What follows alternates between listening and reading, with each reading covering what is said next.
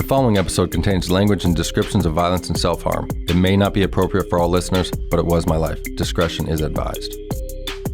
What up, what up? Welcome back to another episode of Roll Call with Chappie.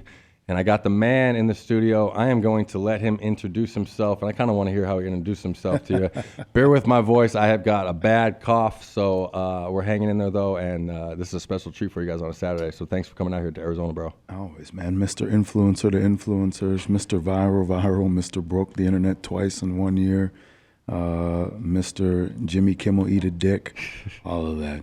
Jimmy Kimmel Challenge. Oh, I love it, bro. So out here from Albuquerque, and we didn't know each other, man. And, you know, it's funny, talk about knowing how to do your posts, both your videos that went viral. I had shared those to friends and had no idea who you were. And I didn't find out till yesterday that the first one was even you. And I was dying, so it worked out well. And it was cool. So then, of course, I appreciate you making the trip out here to do the podcast. And you have an insane story. And I feel like it'll help a ton of people, especially my audience. Yeah. So I want to get into the very beginning, as always, man. So what was childhood like for you? Grew up adopted. Okay. Small farming community called Kirkhoven, Minnesota. Okay. It's 2 hours west of the cities, so boondocks, farmers. You know, I grew up in a trailer home a mile away from my grandma's farm, my grandma and grandpa's farm, where my dad grew up on. And when his dad died, we moved into the house because my grandma gave him essentially the farm. Okay. And yeah, man, super conservative. My mom, I was adopted. My mom chose the parents that I have now to raise me. Really? Out of hundreds of people, she chose them because she knew it was safe. Yeah, for sure. Middle of nowhere, Christian parents. Yeah. Super conservative. It sounds like Colin Kaepernick's story, except you're grateful about it. Well, because I learned how to be who I am. Yeah. You understand? Yeah. So, and I always felt like there was a purpose for my life.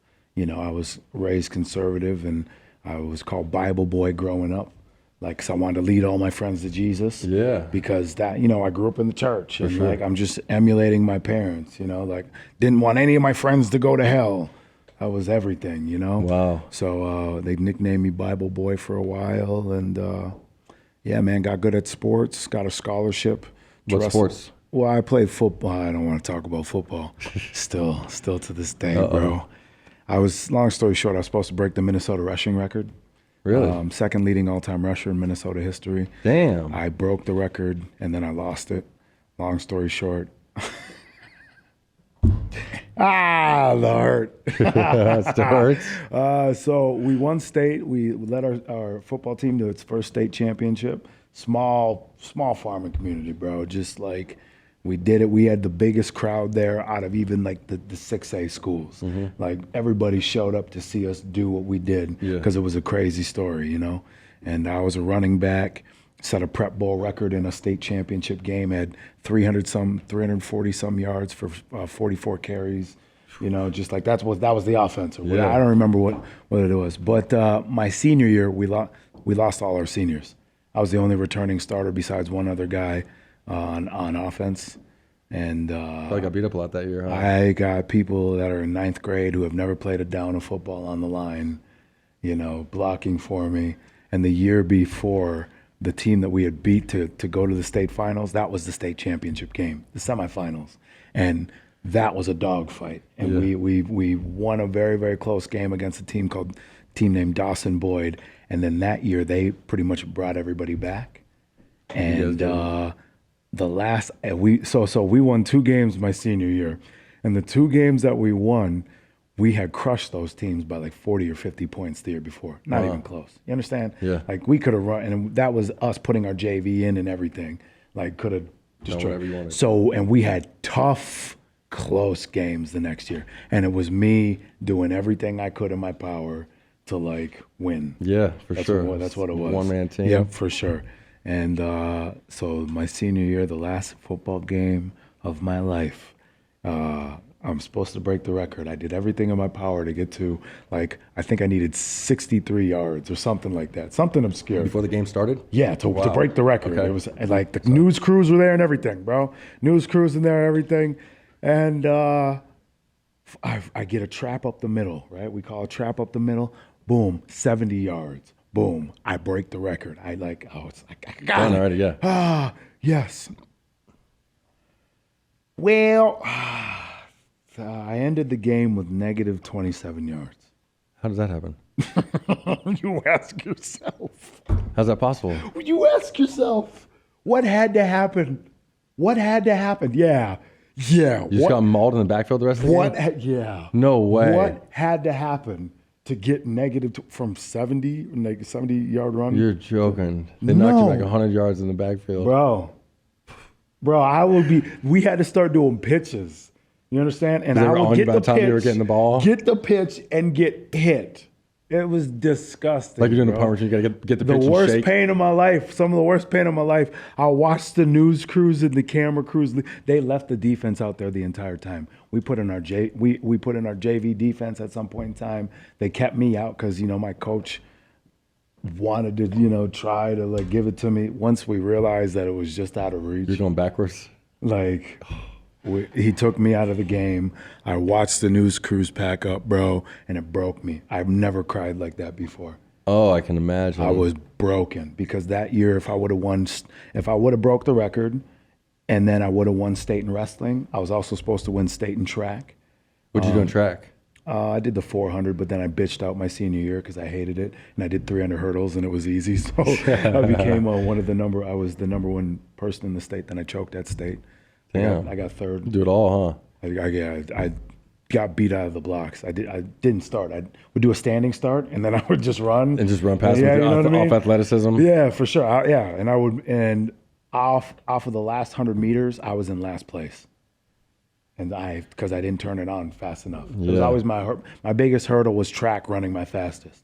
Because I had an asthma attack, and it put me in the hospital one time. And ever since then, it was just like a mental blockage. Like if I ran my fastest. Yeah. Did you have pops growing up? Have a pops around growing up? What? Did you have a dad up in your life growing up? Yeah. My dad is now Jeff. Okay. Is he into sports? Is that what got you into sports? He wanted me to be a golden gopher. Like I ran with Marion Barber's shoulder pads.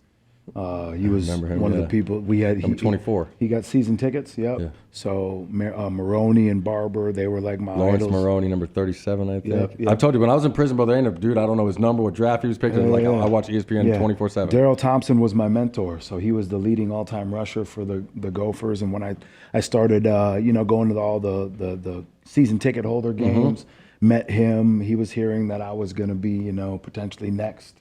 And I wanted to be a running back, and that was my dream. Yeah. So, like, we had that connection. He would mentor me and watch my film and say, hey, do this. Got me networked in with all the guys at the University of Minnesota. For sure. That was when Brewster was there, and they fucked my scholarship up. But, and that's why I ended up wrestling at the University of Minnesota, because the University of Minnesota was one of the number one teams in the nation. So you got a scholarship to wrestle at University of Minnesota? Yeah. Okay, cool. Yeah. And how many years did you go to Minnesota? I was there for 3, and then I left to do business. I got into network marketing. How was college? Any trouble or? Fucking hated college. Yeah? I loved it for the networking. Okay. But I couldn't stand being around fucking zombies, bro. Like once I started to get, so long story short, was when I was wrestling, I was influential in my area. I had a pretty big network because I was the only African American in a small community of Norwegians making all the noise that I did. Yeah. So state champion, so I stood out. And I knew a lot of people. So when I went back home for, I think it was Thanksgiving, my first year, we went to church, and one of my dad's best friends, or one of my dad's close friends, lost everything in 2008, but then built back up everything and then some. And he was one of the most wealthy guys in our church. Everybody knew who he was. He's one of the wealthiest guys, in the town over where we went to church. So my town was like small, 700 people. But if you want to go to the mall and like Target, that was Wilmer, which was 12 miles west of, my house. Yeah. So he was a big wig in Wilmer. So he saw me come to church, and the next week he hits me up and he says, hey, Joel, it's, such and such, Tom Goris. I'm going to be up in the cities next week, and I want to sit down and share some information with you. I thought it was going to be a Bible camp, and it ended up being network marketing. He ended up explaining to me that this is this is back in 2010. He's like, all of business is going to go direct sale model or affiliate marketing, because why pay for advertisement? Instead of paying for advertisement, you put that money back into the production of a high quality product, and you pay people to talk about it. It just makes more sense. That's the YouTube model now. That's Yeah, the Twitch everything. model. That's everything. You know, you pay for what you bring in. So here I am. You know, I got started in that company, learned some personal development, started working with some of the top income earners, looking at me like I was the future. I was blessed and fortunate. So then when I would go back to college and they would be partying and you know and shit, and I'd see, I know this gentleman is making 6 figures a month doing what he does, time freedom, money freedom, and they're looking at me like I'm next and telling me I'm next. I got everything. That you just got to take the same focus that you have in wrestling and put it into sales and business. I did that. You understand? And then I suffered a head injury.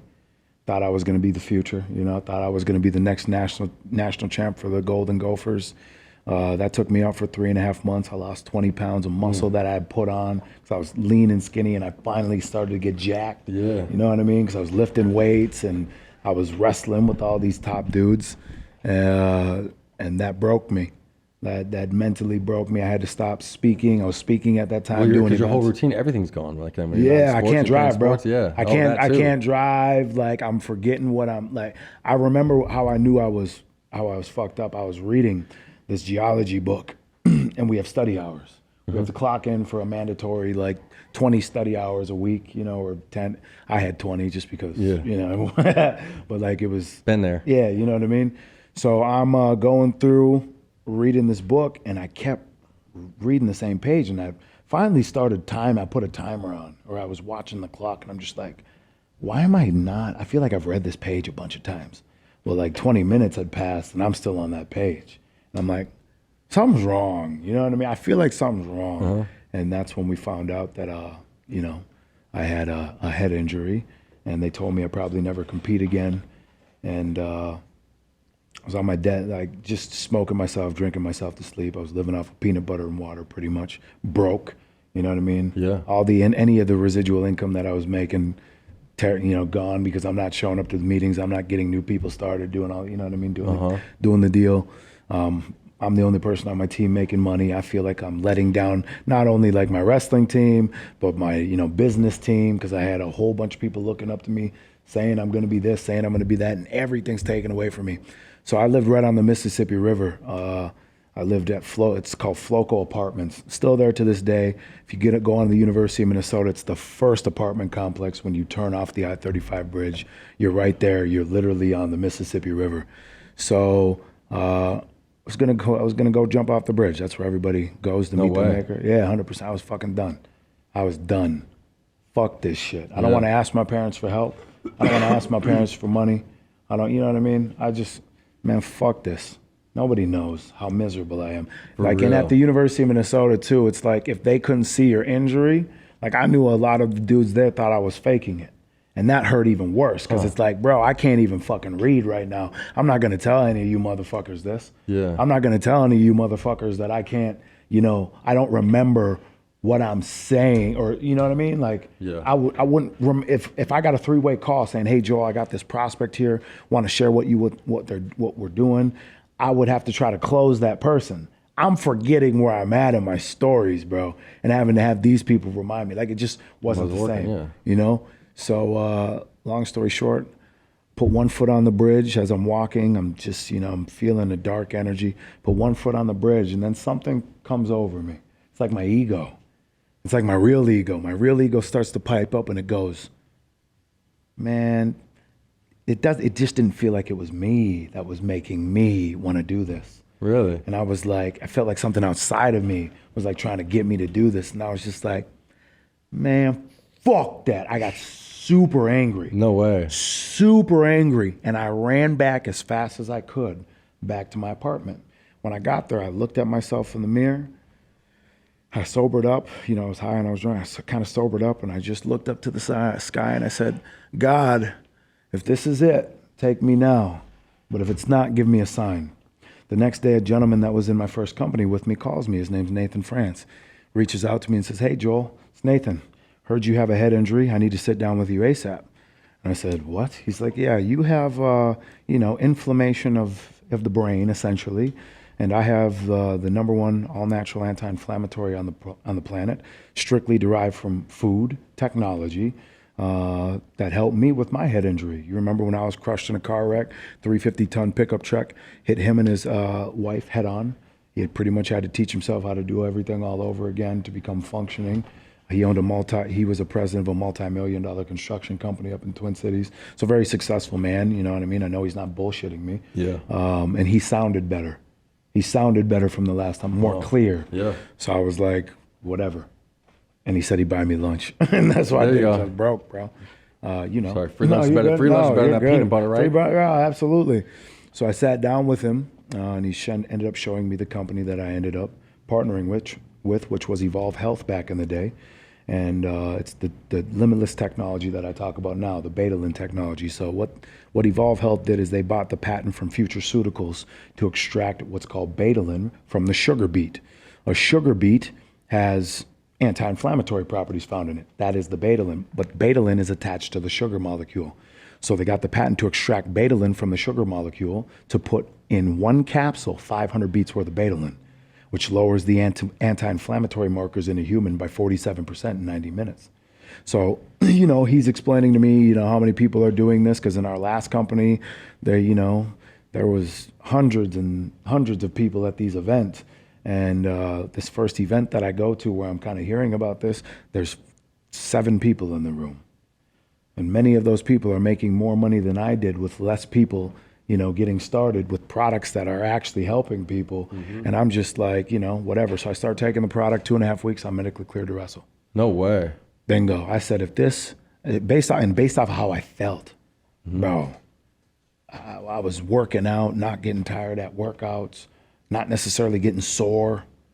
I did a squat workout, then I tested the products, bro. Did hill sprints afterwards. Like, I'm trying to see how sore I can get, because the next morning I woke up and I'm just like, what? Got a new bounce in my shit, huh?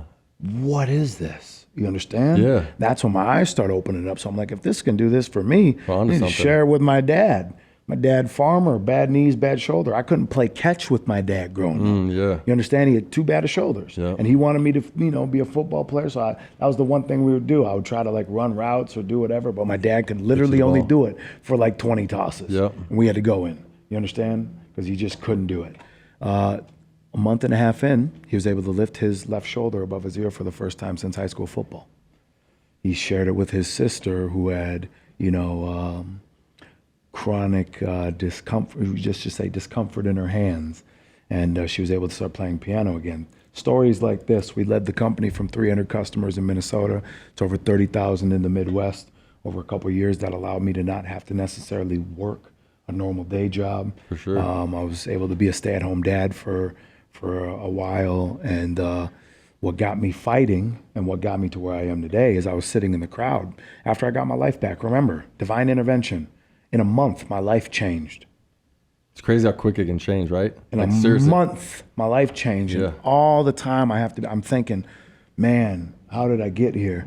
Well, I'm starting to become miserable again because, you know, now I have everything that I want. I'm making music, you know, I bought my equipment to teach myself how to produce. Yeah, how'd you get into music? I always wanted to do music. Oh, I was writing music when I was a kid. I got into rap. How I got into rap was in my small town. This is a crazy story. I was riding my bike with my buddy Jake, crazy redhead that moved to our school from Wilmer, but he went to Kirkhoven. His parents thought it would be a better opportunity for him, and it was, because we were state champions in football. So he was one of my best friends growing up, and we just caused havoc. So we'd always go to the mall and just dink around. Yeah. So we were riding our bikes in Wilmer one day, and we were riding behind this Wendy's.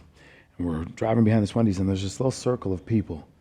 Now, I don't know. It's funny, I'm going to say this, and it might be weird. But I don't know if this is real life, to be honest with you, or if this was a dream. I can't remember. Really? I can only remember how this made me feel. Okay. But I believe it's real life. You understand? Like, I because of how this impacted my life. I would have to ask Jake if he remembers this. But I go up into this cipher. Cypher is a couple, big 3 Mexicans are rapping. And I go up, and I used to not wear socks, and I would only wear windbreakers. I never wore jeans. Mm-hmm. And I go up into this circle, and it's all these kids, and this one big Mexican dude that's rapping starts dissing me, starts making fun of me. And he goes, you know, he says something about me not wearing socks.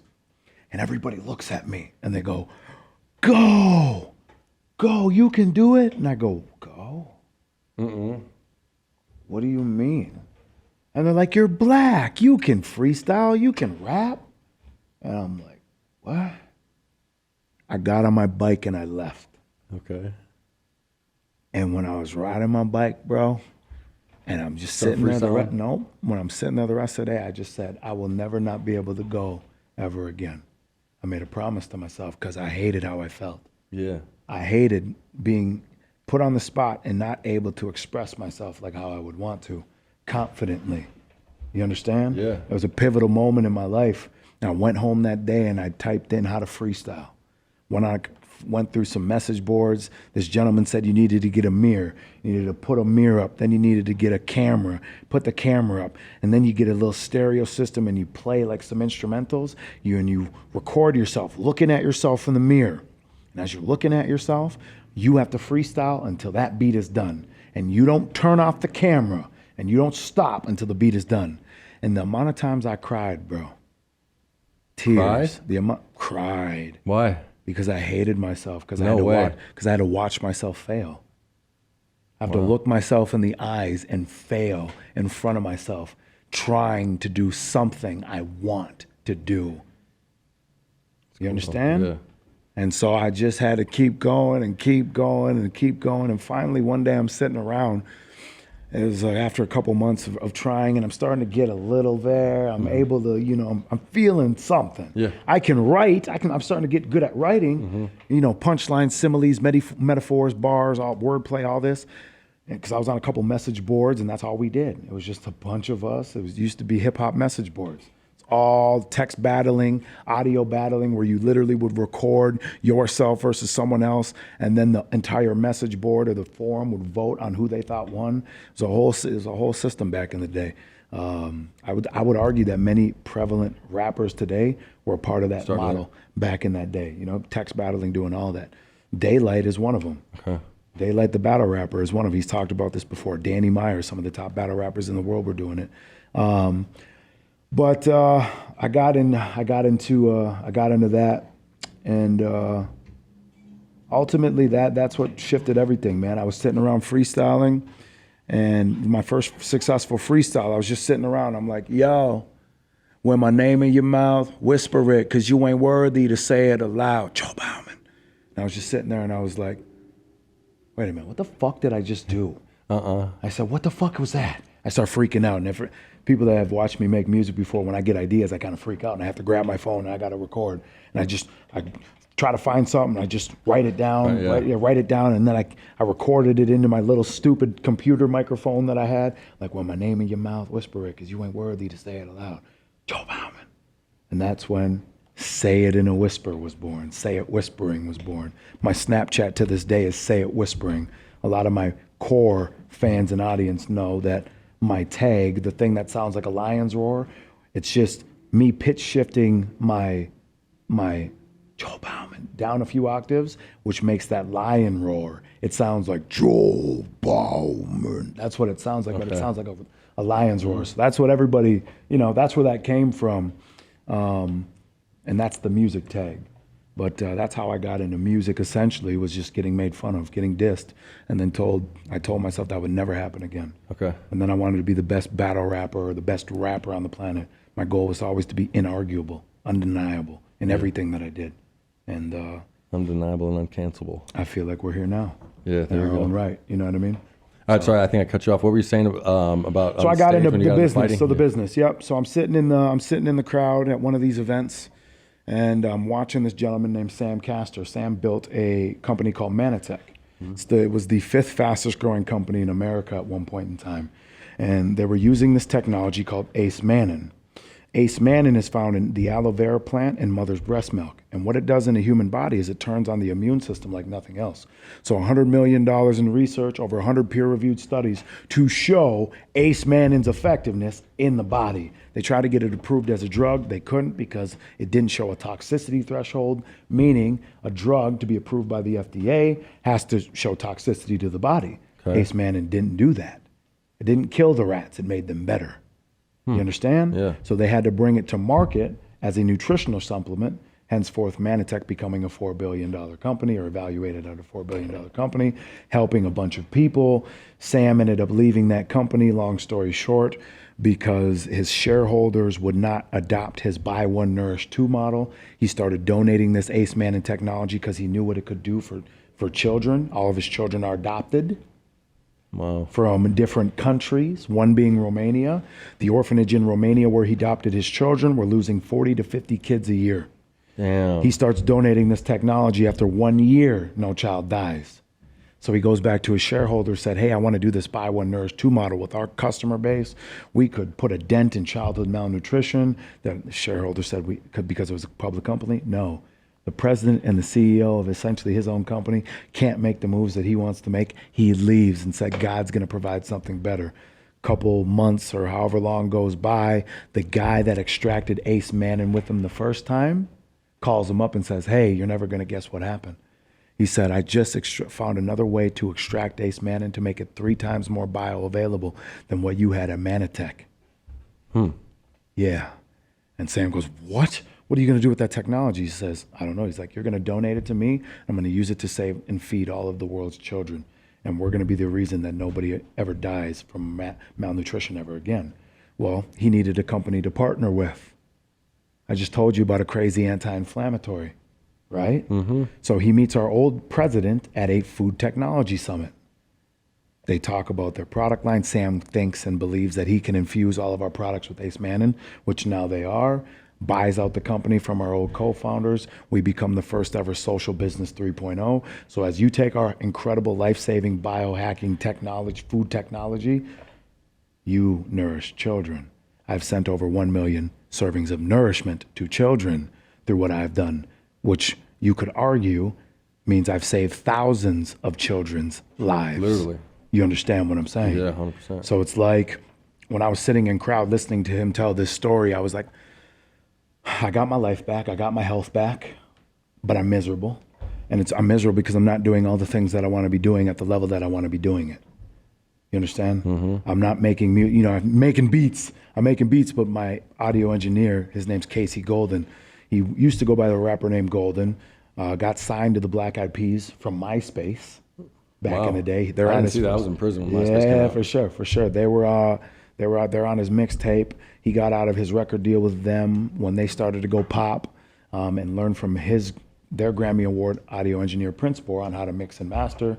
Came to Minnesota, opened up a studio. We met just on a random kind of business, and he started to become my engineer. And so when I started making beats, well, he encouraged me. He's like, Joe, you're dope enough. Like, you have ideas. Like, you should start making beats. He was the one that told me to get the specific equipment that I have. And I would bring him my beats. He would listen to it. And then he would say, hey, we need to start working on your mixes. We need to start working on mixing and mastering. I'm like, mixing and mastering? What are you talking about? Yeah. I just figured out how to put some music together, how to do all this. And he's like, well, yeah, but it's like music is like an art itself. The drums, the flute doesn't need all that bass. We got to put a high pass filter on that. Gotcha. The strings, you got to take out the bass from that. Like, you don't need all that, right? So he starts painting with my sounds. He takes my music that I'm bringing him from here to here. And over the years, I just kept learning. And that was the thing. Like, that was pissing me off because I couldn't express myself how I wanted to. Goes back to rap. I couldn't express myself how I wanted to. Started to teach myself how to dance during that time when I was learning how to rap because I didn't know how to express my body how I wanted to. Yeah. All of it, bro. It's just freedom. I've always wanted to be free being me. Freedom and sovereignty. We've talked about that a lot this weekend. Yes. Freedom and sovereignty. That's been my life, bro. I just wanted freedom. And so when I was sitting here in the crowd, I'm like, I have to fight. I got to fight now because I know I could be the best fighter in the world. And if I become the best fighter in the world, like what was my dream when I was growing up, that was what I wanted to be. I wanted to be the next Bruce Lee. That was my dream. Bruce Lee was my idol. I grew up studying and worshiping not Bruce Lee and the samurai. I just wanted to be a trained killer. That's all I ever wanted to be.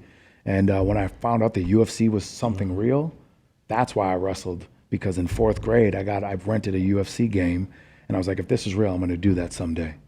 And from there on out, I was like, that was fate. It's what I needed to do. So how was the transition at first? Well, the transition at first was like, I knew how good I was, but I didn't know how good I was. Okay. And so a lot of it was a belief game. I had to also get over hurting people because I'd never been in a fight outside of the cage. That's crazy to me. Yeah, you told me you'd never been in a fight outside of a cage. No, because it becomes life or death. If I'm fighting outside of the cage, I have to assume it's life or death. And if it's life or death, I have to neutralize the threat. And if I'm neutralizing a threat, I'm not going to do this. I'm not going to step back and it is going to be an all-out assault where I kick out your knee.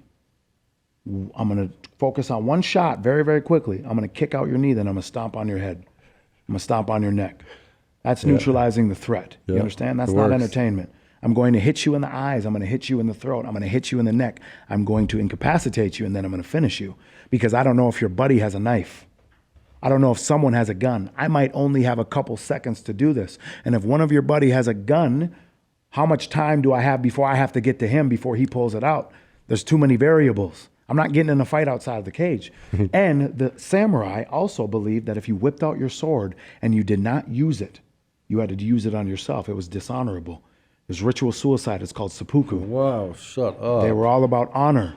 They're all about honor. Nowadays, people are like, I got it on me. You get road rage, you flick someone off, you do something like that. That was life or death back in the day. Wow. I operate on those terms. And that's why, like, a lot of the times I don't like to go out. I don't like to, do the things because I just don't want to live in a fake ass society. Mm-hmm. I don't want to live in a fake ass world where there's no consequences for what you do. That's why I respect you. You understand? Yeah. You grew up in an environment that is way more realistic than the world that we grew up in today. There's consequences for your behavior. Big ones. You understand? Yeah. You brush someone wrong. You look at someone wrong. So do you walk in front of someone? You walk in front of them, not even touching them. Bingo. And that could be your life. It's different when you're operating from a space of healthy respect and fear. That's why if everybody had a gun, if everybody had a sword, it's a lot more. Do you want to potentially lose a hand today? Because both of you are going to get fucked up. You asked me what the most nervous part about fighting is. It was hurting other people because I've walked away because I knew that if I didn't, I'd probably kill that individual. If I kick this person in the face as hard as I can and I kick their nose into their fucking skull with my heel, that person hits their head and goes to jail. I could go to jail for the rest of my life. I'm now not a multimillionaire. I'm now giving up my potential billionaire status that I've always felt I could reach. You know what I mean? I'm throwing away that potential to what? Prove how tough I am? Now, fuck you. You're going to pay me to perform. Yeah. Dude, and people have no idea. I always shout out to 5-Star Fitness here, but we went to the gym yesterday and just doing your little warm-up thing, those kicks, I'm not even joking. I was looking at those like, you are fucking kidding me. Like, and they were just warm-ups. Like, I can't, and you're like kicking over my head, and I'm like, I can't even fucking fathom getting kicked with one of those things.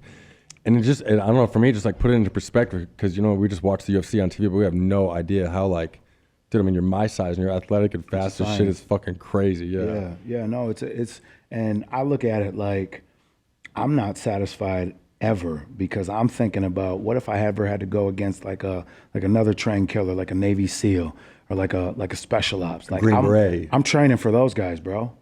When we talk about being the baddest on the planet, like there's levels to it. I want to be a trained killer. I don't want to be a martial artist. Mm-hmm. There's different levels. There's difference between, there's a saying that there's a difference between like fighting and violence. Okay. It's difference. Yeah. You understand? For sure. The best fighters are those that can become the most violent. They're the most feared. Mike Tyson was feared because of his level of violence that he could bring. Not give a fuck status. I've not really ever let it go yet. Yeah. Like Coach Wink, he's seeing glimpses of that's also an energy that I don't want to play with. Mm-hmm. My friend Xavier says, Joel, if you would just show people, all of you, and you would just like let it go, like the thing, like, bro, we keep it tucked. We keep that because I don't also want to I'm not a monkey. I used to do the traveling and the speaking in front of stages, and at one point in time, I felt like a monkey. Go dance, go do this. What if I don't want to speak today? Yeah. What if I actually want to stay home and I want to work on this beat? You understand? Yeah. I feel like a slave having to operate when you tell me to. You understand? Yeah. What if I don't want to fight today? Yeah, Right? for sure. The 2 losses that I had, I didn't want to fight those days. You understand? Yeah. Many things were going on, one being gonorrhea in my nuts. But, you know, like, you know what I'm saying? Like, what if I didn't want to fight that day? Yeah. I just don't like being told what to do on any level. And that's why I respect, like, again, going back to it, I respect real people who have real experiences like yourself, because I'm not going to be talked to a certain way. I'm not going to be looked at a certain way. Like, I have a certain respect, bro. It's always been respect with me and you, and I've known you 2 days. Yeah. You understand what I'm saying? Straight up. Like, it's been nothing but realness. The real can feel one another. And I just don't do well in the fake shit. I 100%. and I don't even want to live there anymore. That's why I left college to get into sales. I was sitting around in a sociology class after I got done with one of my mentors. Yeah, I got in trouble for this too. I got called in the office for not going out and partying with the recruits one weekend. Really? Yeah, just because they want to indoctrinate you. It's you know, the University of Minnesota has a specific protocol. You come there to be a national champion. You come there to be, if you don't, like, why are you here? If you're not here to be an All-American, so if I'm doing all this extracurricular shit, you know, networking, trying to do music, trying to do business, you know, but what they didn't understand is I was also looking at them from a specific lens. I can understand that perspective, but you can't understand my perspective of this gentleman over here makes 6 figures a month residually and doesn't have to do anything and has fuck you money and time freedom. He don't have to do anything. He wake up whenever he wants to. That's where it's at. He can go wherever he wants to. He can travel wherever he wants to. A lot of you guys that, you know, some of my coaches I knew weren't necessarily financially where they wanted to be. So I'm looking at you, all these other guys are looking at you like idols. I'm looking at you guys like, yeah, you're a really great wrestler, but I think that your networking skills are not very good. For sure. You understand? Yeah. I didn't want to just be that thing. I want to be good at that thing enough to get what I need over here to then secure my future. Okay. And I got in trouble because I wouldn't go to a party. They called me into the office, you know, said I had gotten talked to by the coaches, and they're like, you could be one of the greatest wrestlers that's ever come through this program if you would just focus on wrestling. If you would just take the time, that's all you focus on. You want to do this business, you want to network and go to all these different events. You know, if you just focus for the next 4 years. And in the entire time in my mind, he said that my coach said, you can't do it all, Joel.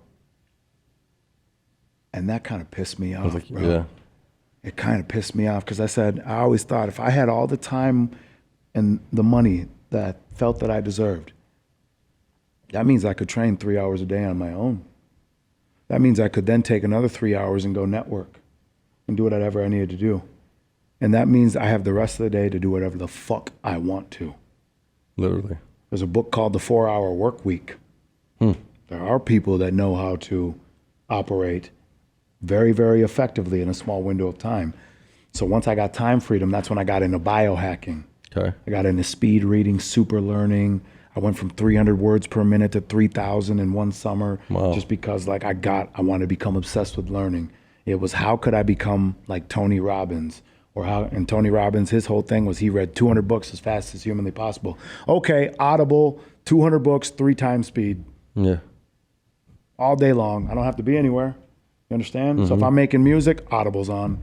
If I'm driving somewhere to a 6-hour meeting or whatever, Audible's on. Really? Okay. Absolutely. I just became obsessed with learning, obsessed with perspective, obsessed with personal development. Just shows you can teach yourself anything. Because also, you can only earn what you become. That was one of the first things one of my mentors said.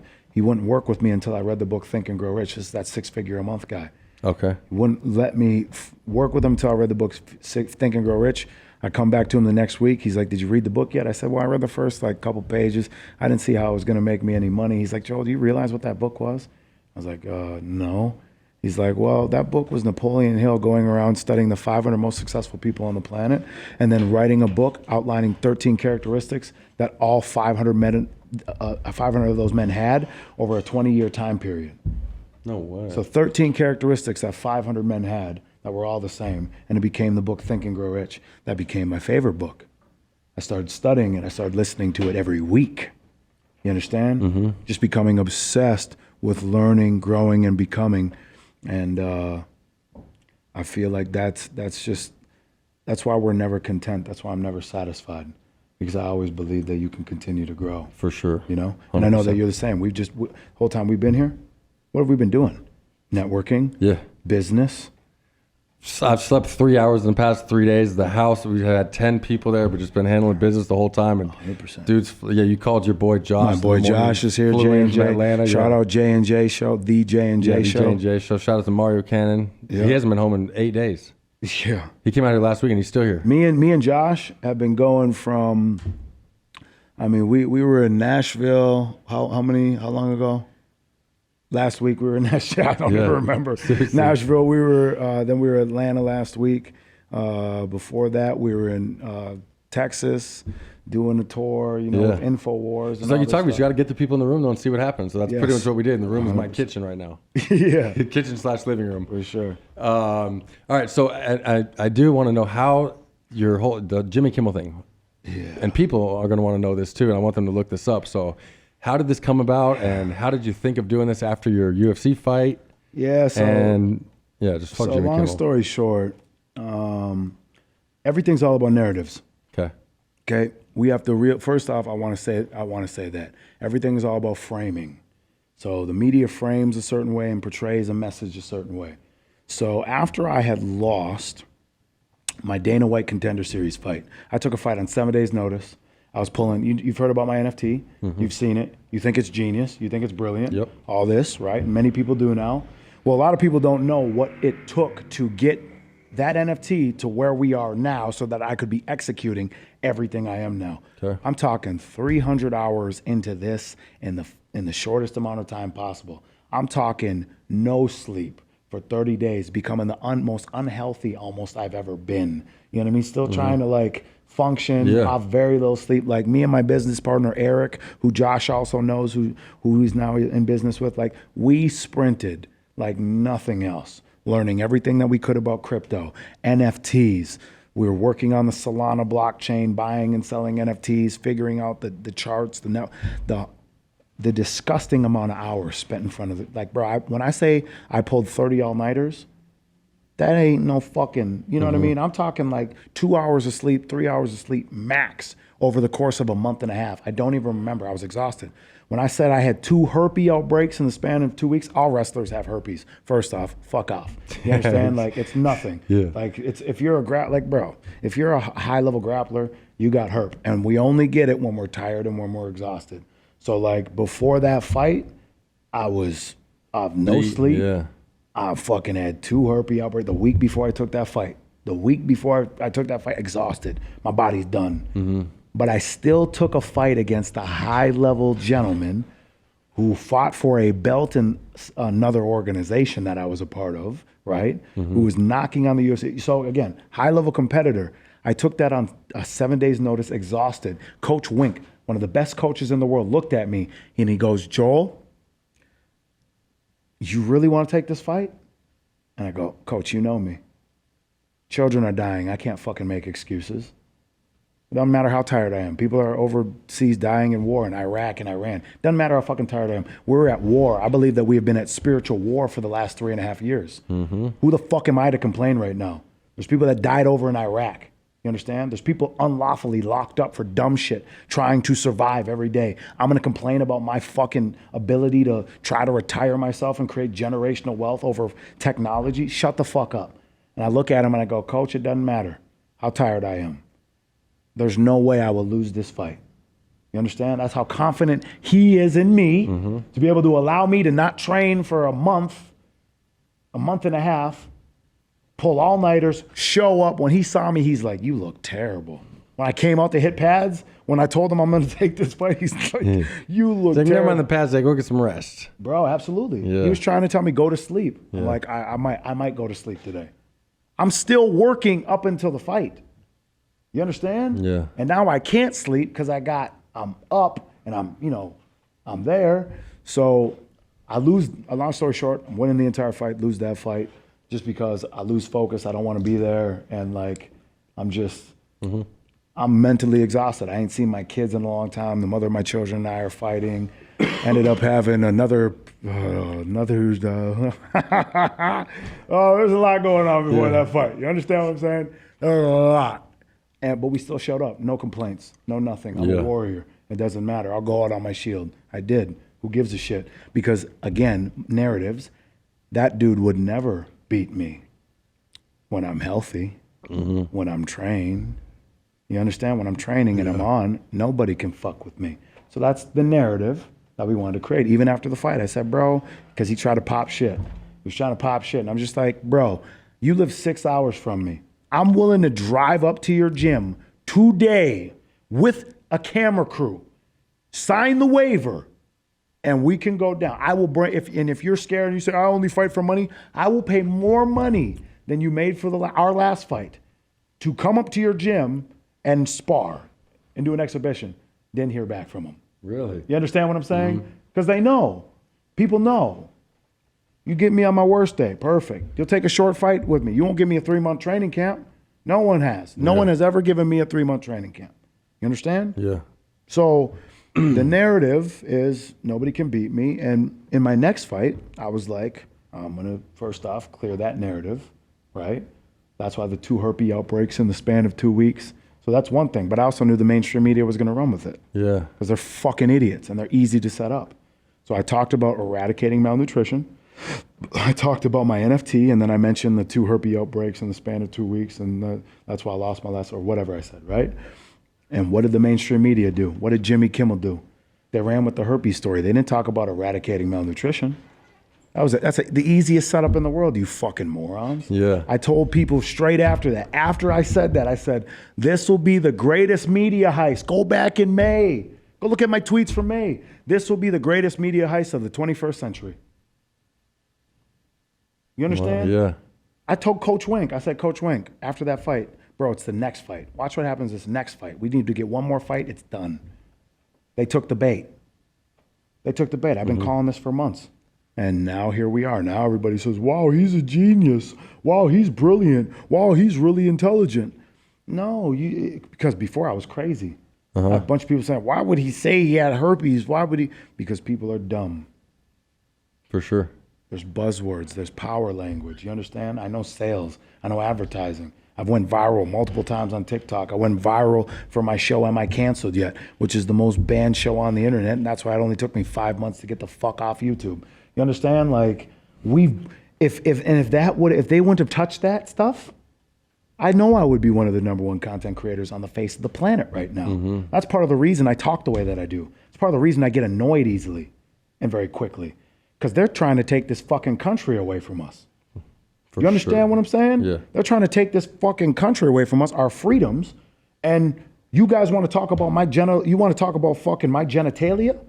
Or start putting it out there? Nah, bitch, it's on my face. Yeah. You understand? Literally. You're an idiot. You ran with whatever.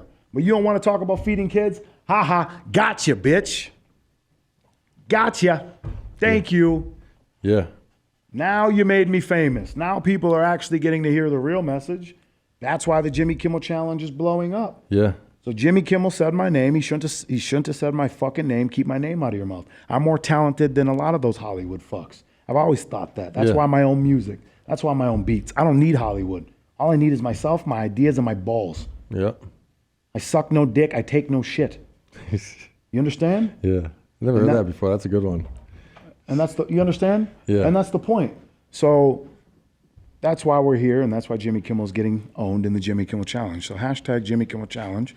Every day we call Jimmy Kimmel in the mainstream media and Hollywood. And until they respond, they are canceled because we need to figure out who's who. We need to figure out who's on the list. We need to figure out who's fucking kids. That's important. That's what matters. Why are we not talking about the Epstein Island? Fuck out of here. I don't want anybody ruling over me in government that is potentially messing or fucking children. Nuh-uh. It's not going to happen. Speaking of that, we're about to expose CPS as well. Documentary coming soon. Yes, stay tuned for that. Yeah. We shot it at your house. Yes, we did. Fucking crazy. We're doing a ton of shit at the crib. Bro. Yeah, and just to show how well people can click up, like we got on what was this, a three-way call or a group text or something with Dane Lomax, of course, connected us and stayed at the crib. We didn't even know each other, and it's just been awesome. The last few days have been really cool. Real recognized. I want you to shout out, though, your NFT and stuff, the new projects you got going on right now. Yeah, so our NFT is essentially going to offer performers the exclusive rights to the intellectual property of their performances that they will then be able to sell directly to their fans or whoever. Look out for that. If you want more information, go to... Can I do the website? No? I know, but can I go to my Instagram @_KINGBAU_King BAU. King BAU. Yeah, there we go. That's the pin video at the top of my profile. We would like to give more information at this point, but we're kind of... coming soon. Yes. It's coming soon. Stay tuned. Yes. You are, no joke, man. You're just a real, genuine, cool dude, man. It's been like really cool kicking it with you. Grateful. This crew we've had here, it's like the UFC's just cool to me, but like I don't even know. I've never seen none of your fights. I don't even watch sports anymore, bro. You know what I'm saying? I like you as a human being, bro, and you're one of the most genuine, cool dudes. And it's just I watch no sports. I don't even watch. Yeah, for real. Exactly. So it's been really cool. Any final pointers you want to give anybody, or any? I got a lot of dudes that listen to this in prison, or it could be mothers or fathers struggling, or anything like that. I just always like to get some extra inspiration on it for anybody out here that's going through a hard time right now. I would say that you can only earn what you become. And they want to make people feel fear. They want to make people feel shame, insecurity, and doubt. I have a lot of people saying that I am arrogant or that my arrogance throws them off. I've been reading some comments, and I would like to say to all of you, I used to hate myself. I used to not like myself. I used to not be able to look myself in the mirror. And I had to do a lot of work on this and a lot of work on this to get right. And I love myself now. You are seeing the love for myself because you can only give what you have. And if you don't have the love to give for yourself, that's why a lot of people in a lot of relationships fail, because you don't have that love for yourself to honor and give to yourself. And I know my worth now. I listen to the inner child. I've healed the inner child. A lot of people have trauma in their life. We were just talking about this with the sound producer. What's your name, ma'am? Robin, we were literally She always finds a way to get on my show. We were literally just having this conversation about childhood trauma. I have healed my child, my inner child. I should have listened to that little boy a long time ago about many different things, and I would have been retired and done a long time ago. So honor yourself by listening to the inner voice in you. Never go against intuition. I have a gentleman who was just on my podcast. I'm doing a little interview series called History, which you're going to be on. I would love it. It's going to be incredible having your story, where I just interview people and give them my platform. And one gentleman, his name's Skunkle Phil. He hopped on my live. He's one of my fans. Did you ask him how it was growing up with that name or no? I can't even imagine. No, his name's Phil, but his name's Skunkle Phil. He grows his own weed. I get Peter Pumpkin Eater flashbacks when I hear a weird ass name. He grows his own weed, all natural, all organic. Okay. He literally he was on my live within 5 days. He drove up to see me, bring me free weed, and brought me some petrified wood. Just dope. Cool. But he had an incredible story about when he was a little boy. I love this story because it's all about following your inner child, right? And this is how I want to end. We're talking about, child sex trafficking and all this shit. And he goes, yeah, man, that's been going on a long time. I actually ran away from my stepdad, or I think it was his stepdad. He tells a story on my history interview series. But this gentleman comes up and says, hey, man, I got some candy. You want to go to the arcade?